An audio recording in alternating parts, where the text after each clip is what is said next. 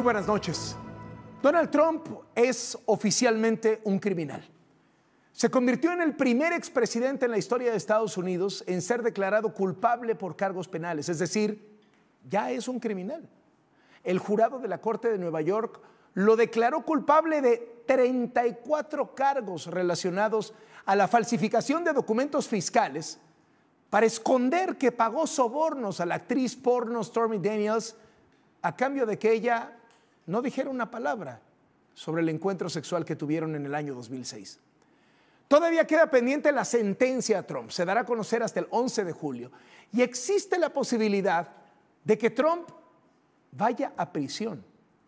Ya le informamos aquí hace unos días que incluso el Servicio Secreto de Estados Unidos, que protege a todos los expresidentes, se estaba preparando para ver cómo podrían cuidar a Trump dentro de la cárcel.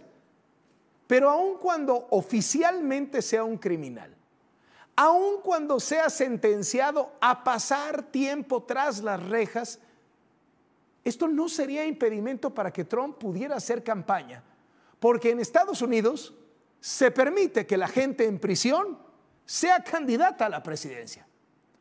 Hoy el gran debate en Estados Unidos es si estamos frente a un abuso de poder del presidente Joe Biden para incluso encarcelar a su principal crítico y rival político, si estamos frente a un Trump que en realidad es un perseguido político del régimen, o si es una muestra de que en Estados Unidos la justicia funciona y no hay impunidad por poderoso e influyente que seas. Ese es el debate. Al salir de la corte, Donald Trump dijo que todo el juicio fue armado desde la oficina del presidente Biden para perjudicarlo en sus aspiraciones presidenciales. This was a rigged trial by a conflicted judge who was corrupt. It's a rigged trial, a disgrace. I'm a very innocent man, and it's okay. Our whole country is being rigged right now. This was done by the Biden administration in order to wound or hurt an opponent, a political opponent, and we'll keep fighting. We'll fight till the end and we'll win, because our country's gone to hell.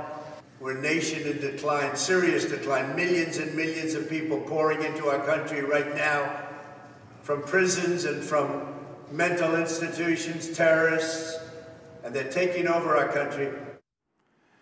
En su red social Truth Social, Trump volvió a despotricar contra el juez del caso, Juan Merchan. Afirmó que tenía conflicto de intereses, que no lo dejó presentar más pruebas de su inocencia, que todo fue una cacería de brujas. También dijo que sus derechos habían sido violados y que el planeta entero se estaba riendo de Estados Unidos. Trump convocó una conferencia de prensa para mañana frente a la Torre Trump. Mientras tanto, el presidente Biden se limitó a poner un tuit dirigido a los ciudadanos donde señala que la única manera de evitar que Trump llegue a la oficina oval de la Casa Blanca está en las urnas, e hizo un llamado para que donen a su campaña. Su equipo lanzó un comunicado donde dice que el juicio demuestra que nadie está por encima de la ley y que Trump significa una amenaza para la democracia estadounidense. Familiares y amigos de Trump reaccionaron. Su hijo, Eric Trump, vio el veredicto como un impulso electoral para la campaña de su papá, al grado que puso en sus redes sociales: este 30 de mayo será recordado como el día en que Donald Trump ha ganado la elección presidencial. El otro hijo de Trump, Donald Trump Jr., no fue tan optimista y puso: culpable de todos los cargos. Los demócratas consiguieron convertir a Estados Unidos en un hoyo de mierda del tercer mundo. El 5 de noviembre es nuestra última oportunidad de salvarlo. Es el día de las elecciones allá. Gobernadores y políticos republicanos defendieron a Trump. Destaca el gobernador de Texas, Greg Abbott, quien dijo que el juicio fue realizado en una corte de locos y señaló que Estados Unidos merece un presidente que no use como arma al poder judicial. La prensa estadounidense tuvo sus primeras reacciones al caso. La revista Time adelantó su portada con la ilustración de un mazo y el rostro del expresidente. New Yorker publicó también la imagen de su próxima edición con un Trump caricaturizado a punto de ser esposado.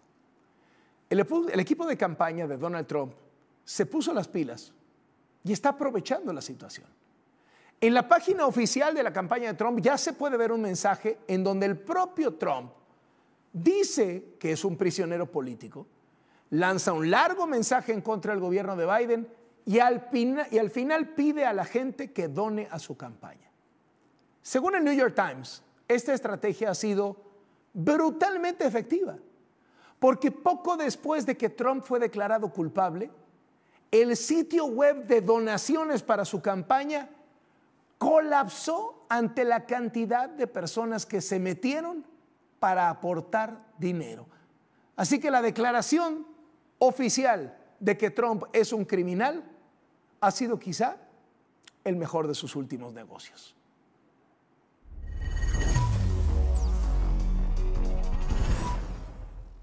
Las que usted verá a continuación son las fotografías del descaro. Ignacio Ovalle, el director de Segalmex, cuando se registró el mayor fraude del sexenio, un desvío de 15,000 millones de pesos, fue captado disfrutando el fin de semana pasado en el lujosísimo resort One and Only Palmilla de Los Cabos, Baja California Sur. Un hotel cuya habitación más barata cuesta $1,250 por noche. 21,000 pesos por noche. Ignacio Ovalle es el protagonista de uno de los escándalos de corrupción más graves del sexenio y vive a todo lujo y con toda impunidad. Si en este país no hubiera impunidad, este hombre tendría que estar en la cárcel, no en uno de los hoteles más lujosos de América Latina. Pero el presidente López Obrador lo protegió. Dijo que su querido Nacho Ovalle no se había dado cuenta del desfalco, que lo habían engañado sus colaboradores. 15,000 millones de pesos. ¿Y el director general no se da cuenta? Según López Obrador. Cuando se descubrió este mega desvío de recursos, el presidente protegió a Ignacio Ovalle. Lo quitó de la Dirección General de Segalmex y lo puso como coordinador del Instituto Nacional para el Federalismo y el Desarrollo Municipal dentro de la Secretaría de Gobernación, con el blindaje de Gobernación, y le asignó un salario mensual de casi 109,000 pesos. O sea que Ignacio Ovalle gana 109,000 pesos al mes. ¿Con ese sueldo le alcanza para ir al One and Only de Los Cabos pagando 20,000 pesos por noche por cuarto? Porque es un hombre que se ha dedicado toda la vida a la política. Instituto Nacional Indigenista, CONASUPO, embajador, diputado federal. ¿De dónde sale para un hotel de 20,000 pesos la noche en la habitación más barata? O a lo mejor, como dice López Obrador, no se dio cuenta, lo engañaron y creyó que estaba en un centro vacacional del Iste. Esta tarde asesinaron a uno de los sobrinos de Ismael El Mayo Zambada, líder y fundador del Cártel de Sinaloa. Se trata de Eliseo Imperial, de 40 años de edad, conocido como el Cheyo Antrax. El ataque se registró sobre la carretera México 15 libre en Culiacán. El cuerpo estaba dentro de una camioneta. El reporte de policía dice que lo rafaguearon. Desde 2014 estaba fichado por las autoridades de Estados Unidos. Lo acusaban de tráfico de drogas y lavado de dinero. Era el líder del grupo de sicarios Los Antrax y apoyaba las operaciones de su tío, El Mayo Zambada, principalmente contra el grupo de los Chapitos, los hijos del Chapo Guzmán. Ceci Flores, fundadora del colectivo Madres Buscadoras de Sonora, regresó a la Ciudad de México. Se fue a la alcaldía de Iztapalapa y reportó un nuevo hallazgo de restos humanos. A través de redes sociales informó que localizó fosas clandestinas y los restos de 3 cuerpos dispersos en el Cerro de Tres Cruces. Esto tiene una doble arista política, porque es la alcaldía que gobernaba Clara Brugada, la candidata de Morena a la jefatura de gobierno, y es la ciudad que gobernaba la hoy candidata presidencial morenista Claudia Sheinbaum. Es importante recordar que hace un mes, la propia activista Ceci Flores aseguró haber encontrado un crematorio clandestino entre Tláhuac e Iztapalapa, pero tras realizar dictámenes periciales de forma express, las autoridades del gobierno de la Ciudad de México, que son de Morena, dijeron que no eran restos humanos, que eran restos de animales. Ceci Flores nunca se lo creyó. Hoy Ceci Flores publicó en su cuenta de X: solo pido que no escondan, que no nieguen estos restos. Mejor hagan lo posible para que regresen a casa. Y pidió apoyo a las autoridades para que se realice la exhumación de los cuerpos. Dijo que también avisó al comisionado de búsqueda de personas de la Ciudad de México, Enrique Camargo, sobre este hallazgo. Aquí está otro cuerpo, está el cráneo, están todas las piezas del cuerpo. Y está una tela blanca como una camisa blanca. Tiene como una camisa blanca, no se mira otra vestimenta. Solamente eso. Van 3 al momento. Van 3 cuerpos al momento. No habían pasado más de 15 minutos de que Ceci Flores denunció este hallazgo de presuntos restos humanos cuando vino la respuesta de la Fiscalía de Justicia de la Ciudad de México. En un comunicado informó que inició una carpeta de investigación y que personal de la Fiscalía Especializada de Desapariciones Forzadas de Personas y policías de investigación se desplazaron al sitio. Puntualizó que llevarán a cabo una investigación exhaustiva para llegar a la verdad de los hechos. En Chiapas, la capital, Tuxtla Gutiérrez y los municipios aledaños sufren una parálisis sin precedentes porque falta gasolina. Desde hace una semana, los maestros de la CENTE y del sindicato bloquean las instalaciones de Pemex e impiden que salgan los camiones que distribuyen el combustible. El ayuntamiento de Tuxtla Gutiérrez de plano anunció la suspensión de labores administrativas hasta el 3 de junio para dar prioridad al combustible en los servicios vitales, seguridad pública, tránsito, protección civil, agua potable, recolección de basura. El transporte público trabaja de manera parcial porque ya no tiene combustible suficiente. Empresarios chiapanecos exigieron a las autoridades que desalojen a los maestros de las instalaciones de Pemex. Aseguraron que hay pérdidas millonarias por la falta de gasolina. La Suprema Corte de Justicia de la Nación avaló que se retire de manera unilateral el contenido de las plataformas digitales que se considere viola los derechos de autor. De esta forma, contenidos compartidos en Facebook que sean reclamados van a ser bajados sin que pueda debatirse la autoría o el uso de la información.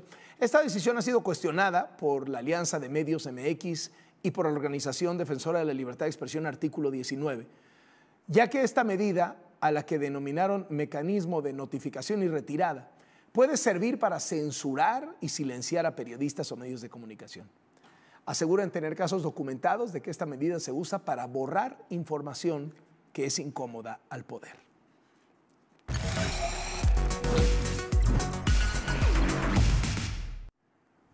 La imagen de la pistola cruzándose en la cámara y descargando 2 balazos en la cabeza de un candidato se volverá la imagen que represente el proceso electoral 2024 en México.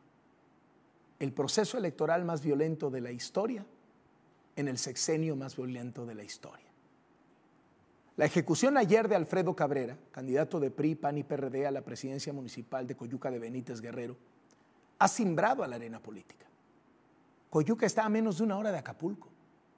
El candidato tenía más de 10 elementos de la Guardia Nacional y la Policía Estatal supuestamente cuidándolo. Es un asesinato que conmocionó al proceso electoral. Es una imagen que está dando la vuelta al mundo. Si de por sí en todo el planeta ya se hablaba de la violencia en México y en especial de la violencia en estas elecciones, imagínese con esta imagen circulando. ¿Y sabe qué ha dicho el gobierno de López Obrador? Ni una sola palabra. Han pasado 28 horas del asesinato y el presidente no ha puesto ni un mísero tuit. La secretaria de Gobernación no ha dicho nada. La secretaria de Seguridad Ciudadana no ha dicho nada. El general secretario de la Defensa, nada. El comandante de la Guardia Nacional, nadie ha dicho nada. Si la brutal imagen del asesinato es un símbolo del sexenio, también es un símbolo del sexenio el silencio oficial. Este es un gobierno que habla mucho, pero de nada importante. Que hace hasta lo imposible por maquillar la realidad, por evadirla, por esconderla, por desviar la atención. Que en las desgracias trata de minimizarlas, de hacer como que no pasa nada, pero sí pasa. La Fiscalía de Guerrero detuvo hoy a 2 hombres por su presunta participación en el asesinato de Alfredo Cabrera, el candidato de PRI, PAN y PRD a la presidencia municipal de Coyuca de Benítez, ocurrido ayer durante su cierre de campaña. Los detenidos, identificados como Abel y Janay, están en la agencia del Ministerio Público en espera de que se defina su situación. Todavía no ha sido notificado ni identificado, no ha sido identificado el hombre que disparó contra el candidato y que fue abatido en el lugar del ataque. No lo han identificado, el cuerpo sigue en el servicio médico forense. El PRI en Guerrero tiene hasta el sábado para nombrar un candidato sustituto, pero el dirigente del PRI en el estado, Alejandro Bravo, reveló que no hay quien quiera tomar el cargo, no hay quien se quiera inscribir y espera que pueda ser alguien cercano a Alfredo Cabrera.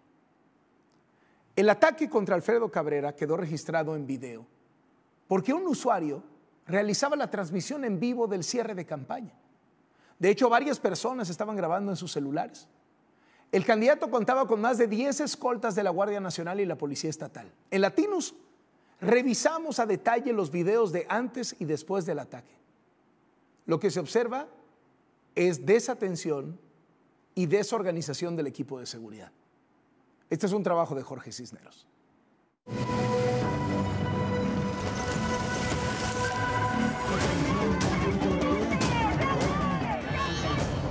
Hacia las 5 de la tarde, José Alfredo Cabrera, candidato de PRI, PAN y PRD a la alcaldía de Coyuca de Benítez, asesinado ayer en su cierre de campaña, comenzó su caminata del acceso de la comunidad de Las Lomas hacia la plaza principal de la localidad. Solo unos pasos lo separaban del templete en el que daría su discurso. De acuerdo con el Instituto Electoral de Guerrero, el candidato solicitó protección el 23 de abril.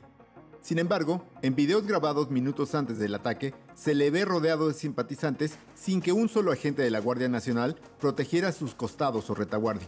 En este momento se aprecia cómo Cabrera saludaba a pobladores. Lo rodeaban vecinos que portaban banderas del PRI y del PRD, pero no se distingue entre ellos a ningún Guardia Nacional o policía.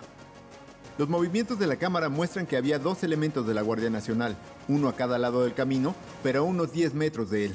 Cuando Cabrera comenzó a caminar hacia la plaza, 2 escoltas tomaron posición y caminaron lentamente delante de él. Solo un hombre vestido con camisa azul, un dispositivo en el oído y un radio en la cintura iba y venía apresurado, revisando el escenario. Ya cerca de la plaza en la que sería el mitin, la multitud se cerró sobre Cabrera, sin que se apreciaran empujones o tensión.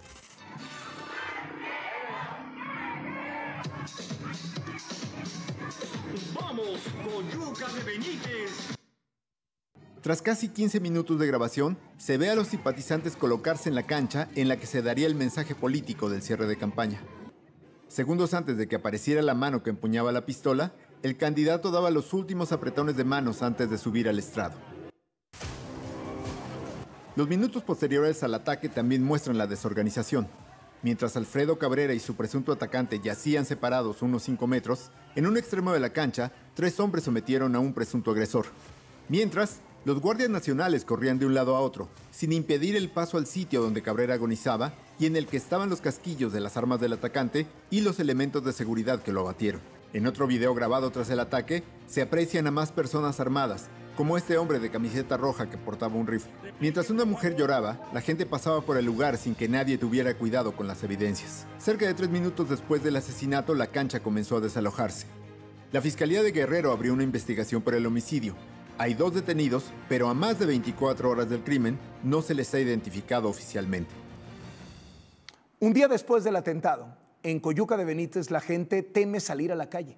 Se impuso un toque de queda, pero no de las autoridades, del crimen organizado. Vea usted este trabajo de la corresponsal de Latinos en Guerrero, Alina Navarrete.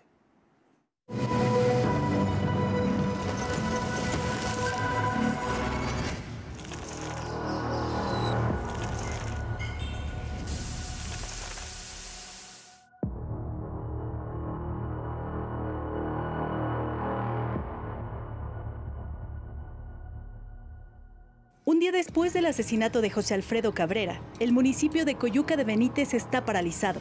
Las clases fueron suspendidas, varios negocios permanecieron cerrados y el transporte público se redujo a unas cuantas unidades. El ambiente es tenso. Los pobladores evitan caminar por las calles que habitualmente son muy concurridas, mientras a los taxis de la ruta Chilpancingo-Coyuca de Benítez se les recomendó tener precauciones debido a la inseguridad tras el atentado mortal contra el candidato a la alcaldía de este municipio guerrerense. Pensaba que él podría llegar a ser presidente y ahorita mucha gente está con ese temor. Fue algo muy inesperado, que nadie pensaba que sucediera, menos con él, que traía muchos proyectos buenos para el pueblo y era una persona del pueblo, pues, de humilde, venía de abajo. José Alfredo Cabrera fue asesinado a balazos en la cancha de la comunidad de Las Lomas, a unos 100 metros de su casa. Un hombre se infiltró entre los simpatizantes y le disparó por la espalda cuando se disponía a subir al templete para dar su último discurso de campaña. Los vecinos que no acudieron al mitin pensaron que las detonaciones eran cohetes lanzados en honor a Cabrera, hasta que vieron a las personas correr en busca de refugio. Tras el asesinato, circularon en redes sociales mensajes de la delincuencia organizada que impuso un toque de queda. Los pobladores prefieren evitar a los medios de comunicación. Advierten que a partir de las 6 de la tarde no habrá transporte público y es preferible no salir de noche. Ante este panorama, algunos consideran que no hay condiciones para salir a votar el próximo domingo. Para salir a votar, no, ahorita no. Así como están las cosas, pues que uno espantado porque nunca había visto estos casos así. En Coyuca de Benítez, la Marina, la Guardia Nacional, la Policía Estatal y la Policía Municipal hacen recorridos en distintos puntos. Afuera de la casa de José Alfredo Cabrera, varios agentes resguardan el velorio en el que participan sus familiares, amigos y líderes del PRI. Era nuestro candidato, no tengo la menor duda, coincidimos los priistas que iba a ganar la elección y por supuesto que le pedimos a las autoridades federales y estatales una investigación pronta, expedita, puntual y de resultados. La misión de observación electoral en México de la OEA, de la Organización de Estados Americanos, condenó el asesinato del candidato Alfredo Cabrera y los hechos de violencia durante los cierres de campaña y el periodo electoral 2024. En su cuenta de X, confió en que la participación y la movilización ciudadana vencerá al temor y a la violencia el próximo domingo. Puntualizó que el voto de las y los mexicanos importa. Xóchitl Gálvez fue la única aspirante presidencial que se refirió al asesinato de Coyuca de Benítez. En su cuenta de X escribió: no hay palabras para expresar la indignación que siento por el asesinato de Alfredo Cabrera, candidato a presidente municipal de Coyuca, Guerrero. Lo conocí personalmente durante la brigada tras el huracán Otis y sé que era un hombre generoso y de bien. Mi más sentido pésame a su familia, a sus amigos y a todo el pueblo de Coyuca de Benítez. Descanse en paz. La violencia política en México llegó hoy a la portada del diario Los Angeles Times. Destacó cómo los asesinatos de políticos van en aumento en nuestro país y ya mancharon las elecciones. Pusieron como ejemplo el asesinato de Noé Ramos, quien buscaba reelegirse como alcalde de Mante, Tamaulipas, por el PAN y fue asesinado en abril. El diario también señaló que van 30 candidatos asesinados en este proceso electoral y estos actos de violencia preocupan a la gente de cara a la elección del domingo. Durante estas campañas, especialmente Guerrero, ¿sí? Guerrero ha destacado por los altos índices de violencia política.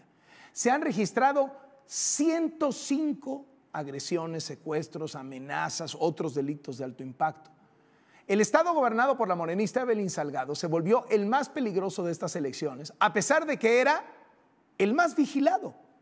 Había más de 10,000 elementos de la Guardia Nacional en Guerrero que habían llegado desde el huracán Otis. Sin embargo, hace 2 semanas decidieron que, pues como ya no había bronca con el huracán, de esos 10,000, 6,000 se regresaban. ¿Qué creen? Hoy los devolvieron.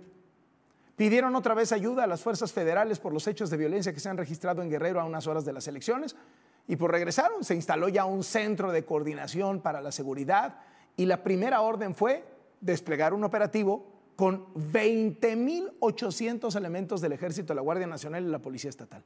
Los focos de atención serán vigilancia de instalaciones electorales, seguridad de candidatos, traslados de los aspirantes a las votaciones, a las casillas y luego custodia de la papelería electoral al concluir la jornada. En Morelos, el crimen organizado se está metiendo así en la elección. Hoy aparecieron varias narcomantas en los municipios de Jiutepec y Cuernavaca, en donde dicen que los narcos se van a encargar de cuidar las elecciones de este domingo, que la gente puede salir con toda tranquilidad porque en cada colonia habrá vigilancia de los narcos. Y lanzaron una advertencia: a las personas que sean sorprendidas comprando votos las van a castigar severamente. Los elementos del ejército quitaron las narcomantas y la Fiscalía del Estado inició una investigación. En Morelos tienen presencia los cárteles de la familia michoacana, Jalisco Nueva Generación y células del cártel de Sinaloa. El INE informó que por riesgo de violencia y conflictos sociales decidió no instalar 104 casillas para las elecciones de este domingo. Son más de 60,000 los ciudadanos afectados. ¿Dónde? Sobre todo en Michoacán. En Michoacán no se van a instalar 88 casillas, en Oaxaca 5, en Nuevo León y Colima 3, en Tlaxcala 2 y en Sinaloa, Nayarit y la Ciudad de México 1. La de la Ciudad de México es porque el ejército no le dio permiso al INE para instalar la casilla dentro del campo militar número 1. Además, en el informe que entregó el INE advirtió que hay por lo menos otras 808 casillas en el país en riesgo de no ser instaladas este domingo. En esta lista no se incluyó a Chiapas, pero hoy la vocal ejecutiva del INE en Chiapas reveló que podrían no instalarse hasta 68 casillas en ese estado. 20 en Tuxtla Gutiérrez, porque los maestros de la CENTE están impidiendo su instalación, y 48 en el municipio de Panteló, donde, como lo hemos reportado, se han registrado brutales enfrentamientos entre los cárteles de Sinaloa y Jalisco Nueva Generación que han obligado a huir a miles de personas del lugar. Todavía tenemos complicaciones en el municipio de Panteló, donde no hemos podido ingresar y muy probablemente no sea posible llevar la elección. En todo el municipio son 48 casillas. En Oaxaca, maestros de la CENTE mantienen bloqueadas las oficinas del INE y amenazan con no permitir que se instalen las casillas en las escuelas para las elecciones del domingo. Los manifestantes piden un aumento salarial, la anulación de la reforma educativa establecida en el sexenio de Peña Nieto y mejores condiciones laborales y de salud, entre otras cosas. La presidenta del INE, Guadalupe Tadei, dijo que ya están trabajando con el delegado en Oaxaca para permitir que el proceso continúe. En la Ciudad de México, el Instituto Electoral Local identificó 1.230 casillas con algún factor de riesgo. Estamos hablando de 1 de cada 5 casillas en la Ciudad de México. En el documento Factores de Atención Prioritaria, entregado a los consejeros electorales de la Ciudad de México, detalla que las alcaldías que concentran mayores riesgos son Iztapalapa, Gustavo Madero, Coyoacán, Miguel Hidalgo, Azcapotzalco y Cuauhtémoc. Entre los riesgos mencionó grupos sociales antagónicos, tensión social, percepción de inseguridad, conflictos viales, activismo político, robo, narcomenudeo e incluso presencia de personas con intoxicación alcohólica o de enervantes. Para evitar todos estos riesgos, pide rondines de la policía cerca de las casillas e incrementar a los elementos de seguridad durante el traslado de los paquetes electorales. Aquí en Latinus hemos documentado cómo, desde la conferencia mañanera, el presidente López Obrador ha violado la ley electoral todos los días, haciendo comentarios sobre las elecciones, promoviendo a su partido, a sus candidatos, a su candidata, sin que ninguna autoridad le pusiera un alto frente al flagrante abuso de poder. Hoy el consejero del INE, Jaime Rivera, reconoció que las conferencias mañaneras de López Obrador fueron utilizadas para intervenir en las elecciones. No podemos dejar pasar el hecho de que las conferencias del presidente han sido utilizadas muchas veces como una forma velada y a veces más abierta de intervención en las elecciones y en cierto modo de propaganda, ya sea electoral o por lo menos propaganda gubernamental que en este periodo de campañas está prohibida por la ley. La Sala Regional Especializada del Tribunal Electoral le puso a Xóchitl Gálvez una multa de 21,000 pesos tras la denuncia de Morena, porque Xóchitl Gálvez usó el logotipo del INE en una serie de imágenes que publicó en sus redes sociales. En la propaganda se leía que los programas sociales no serían eliminados independientemente de quién ganara, haciéndolo parecer una campaña del INE, y esto es ilegal. Xóchitl Gálvez fue forzada a eliminar las publicaciones, lo hizo de inmediato y esto la libró de una sanción más severa. Jorge Álvarez Maínez, el candidato presidencial de Movimiento Ciudadano, publicó en su cuenta de X que se reunió con la misión de observación electoral de la OEA. Escribió: les compartí mi visión sobre el proceso electoral y establecimos un diálogo que habrá de ser permanente durante los próximos días. La Secretaría de la Función Pública dice que va a investigar cómo se hicieron de sus propiedades de lujo la candidata de Morena al gobierno de Veracruz, Rocío Nale, y su familia. Dice la Secretaría de la Función Pública del gobierno de López Obrador que va a investigar. Esta noche se difundió el oficio en el que la Secretaría da entrada a la denuncia de la diputada panista María Elena Pérez Jaén, la que presentó contra Rocío Nale por enriquecimiento patrimonial no justificable e indebida declaración de situación patrimonial. El oficio confirma que ya se ordenó iniciar la indagatoria. En Jalisco, el Instituto Cultural Cabañas rechazó el comportamiento de la candidata de Morena a la gubernatura, Claudia Delgadillo, y de su equipo, quienes se reunieron en una sala de este recinto histórico para brindar después de su cierre de campaña del martes, luego de que por la lluvia se canceló el concierto de Santa Fe Clan y Gabito Ballesteros.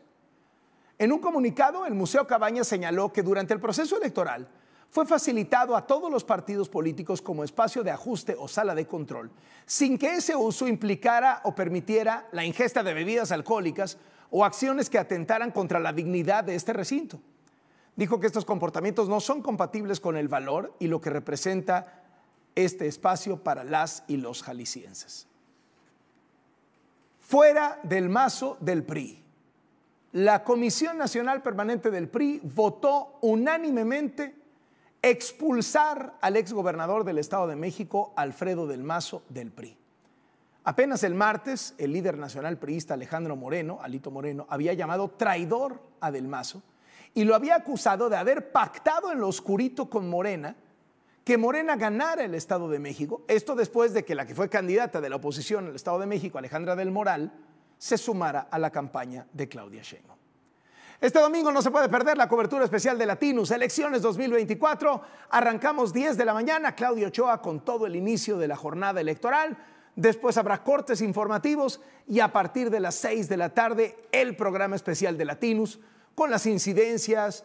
Después con Broso tendremos los primeros resultados del proceso electoral, entrevistas con los protagonistas de las distintas contiendas electorales y desde luego la mejor mesa de análisis con Lorenzo Córdoba, Denise Dresser, Jesús Silva Herzog Márquez, Héctor Aguilar Camín, Héctor de Mauleón, Lorena Becerra, Carolina Hernández Solís. ¡Qué cartel! Así que recuerde, el domingo la cobertura especial de las elecciones por Latinus en YouTube, Facebook y X, antes Twitter.